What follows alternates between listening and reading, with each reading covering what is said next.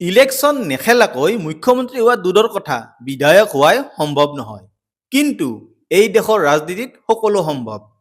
1972 চনত ইলেকশ্যন নেখেলাকৈয়ে শৰৎচন্দ্ৰ সিংহ অসমৰ পঞ্চমগৰাকী মুখ্যমন্ত্ৰী হিচাপে শপত গ্ৰহণ কৰিছিল আৰু বিধানসভাৰ ইলেকশ্যনৰ কিছুদিন আগত 45 দিনৰ কাৰণে অসমৰ মুখ্যমন্ত্ৰী হিচাপে চিফ মিনিষ্টাৰ হিচাপে কাৰ্যনিৰ্বাহ কৰিছিল।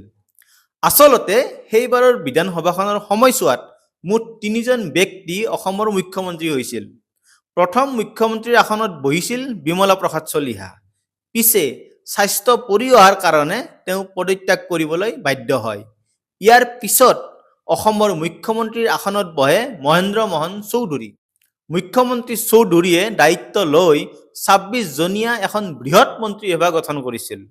পিছে নিৰ্বাচনৰ কিছুদিন আগতে কংগ্ৰেছ হাইকমাণ্ডে মহেন্দ্ৰ মোহন চৌধুৰীক মুখ্যমন্ত্ৰীৰ পদৰ পৰা আঁতৰাই শৰৎচন্দ্ৰ সিংহক অসমৰ মুখ্যমন্ত্ৰীৰ পদত অধিষ্ঠিত কৰে। 1972 চনৰ 31 জানুৱাৰীত শৰৎচন্দ্ৰ সিংহই শপত গ্ৰহণ কৰে আৰু 5 জনীয়া এখন তেনেই সৰু মন্ত্ৰীসভা গঠন কৰে।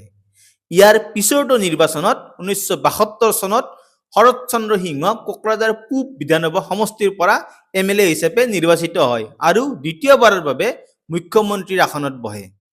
এইগৰাকী মুখ্যমন্ত্ৰীৰ দিনতেই অসমৰ ৰাজধানী শ্বিলঙৰ পৰা গুৱাহাটীলৈ স্থানান্তৰ কৰা হৈছিল। ধন্যবাদ।